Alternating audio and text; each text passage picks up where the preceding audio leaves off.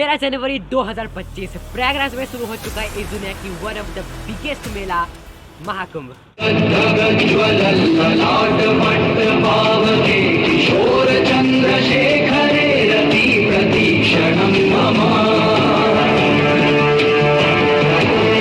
इस मेले में 40 से 50 करोड़ लोग आते हैं, जो कि इंडिया की 1/3 ऑफ द पॉपुलेशन के बराबर है।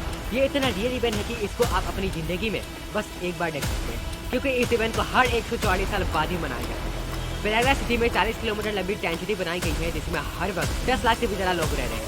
इसकी वजह से प्रयागराज सिटी की पॉपुलेशन 41 देश की पॉपुलेशन के बराबर हो चुकी है। इतना नहीं, बल्कि एप्पल के को फाउंडर स्टीव जॉब्स की पत्नी लॉरेंस पावेल भी पहुंच चुके हैं इस इवेंट को अटेंड करने के लिए। तो क्या है आखिर इस महाकुंभ मेले की खासियत? हेलो फ्रेंड्स, मेरा नाम है मनन। आइए समझते हैं इस महाकुंभ मेले की रहस्य के बारे में। प्रयागराज की इस धरती पर एक नया इतिहास रचा जा रहा है। हर हर शिव शंकर कालकंठ डमरूधर काशी कैलाश वासी मृत्युंजय भूतनाथ दानी अवधर हो दर्शन कल्याणकारी। ओम नमः शिवाय, ओम नमः शिवाय। ये महाकुंभ अपने आप में बहुत अलग है। ये एक महाकुंभ है जो कि हर 140 साल बाद लगता है, और ये वो 140वां साल है। महाकुंभ मेले का नाम दुनिया की लार्जेस्ट गैदरिंग की लिस्ट में शामिल है। ये दुनिया का सबसे बड़ा रिलीजन गैदरिंग स्पॉट है, जहाँ पे करोड़ों लोग आते हैं, जो कि इंडिया के बाहर से और इंडिया के अंदर के ही होते हैं। 2019 में प्रयागराज में अर्ध कुंभ मेला मनाया गया था, जिसमें लगभग 200 मिलियन यानी कि 20 करोड़ लोग आए थे। प्रयागराज उत्तर प्रदेश की मैक्सिमम पॉपुलेशन ही लगभग 200 मिलियन के आसपास है। तो आप अंदाजा लगा सकते हैं कि कितनी बड़ी गैलरी होती है महाकुंभ मेले में। कहा जाता है कि कुंभ मेले का इतिहास समुद्र मंथन से जुड़ा हुआ है। एक बार दुर्वासा ऋषि ने देवराज इंद्र को श्राप दिया, और इसी श्राप की वजह से सारे देवता कमजोर हो गए। जब इस बात की खबर असुरों को पड़ी, तो उन्होंने सारे देवताओं को हराकर स्वर्ग लोक पर अपना कब्जा जमा लिया। इसके बाद सारे देवता ब्रह्मा जी के पास जाते हैं और उनसे सारा किस्सा सुनाते हैं। ब्रह्मा जी सारे देवताओं को लेकर विष्णु जी के पास जाते हैं और मदद मांगते हैं। विष्णु जी उनको एक सुझाव देते हैं कि हमें समुद्र मंथन करना चाहिए।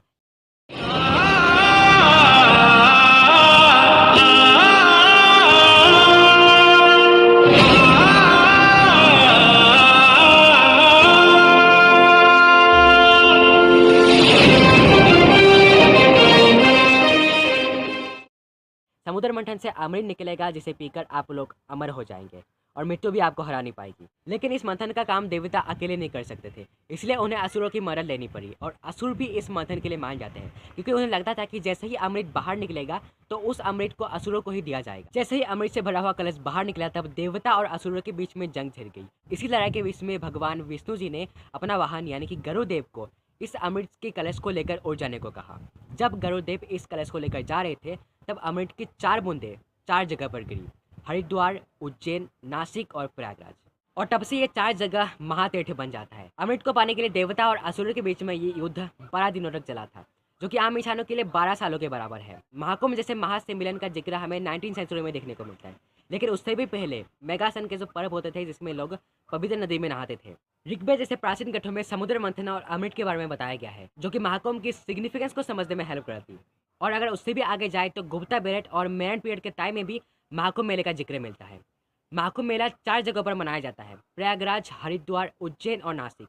प्रयागराज जो कि त्रिवेणी संगम के लिए जाना जाता है, जहाँ पे 3 नदियाँ मिलती है: गंगा, यमुना और सरस्वती। दूसरी वो जगह है हरिद्वार, जहाँ पे गंगा नदी पहाड़ों से उतर कर आती है और जहाँ पे लोग गंगा स्नान करते हैं। तीसरी जगह है नासिक, जो कि गोदावरी नदी के किनारे स्थित है।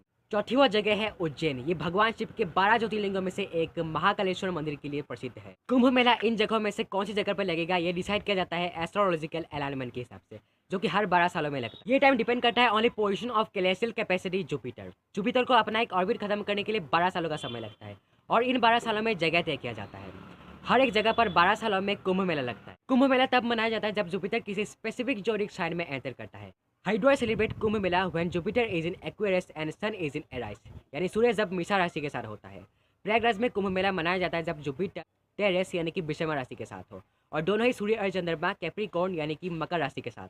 उज्जैन में कुंभ मेला मनाया जाता है जब जुपिटर इज इन लियो यानी कि सिंह राशि का होता है। सिमिलरली नासिक में भी कुंभ मेला मनाया जाता है जब जुपिटर सिंह राशि के साथ होता है।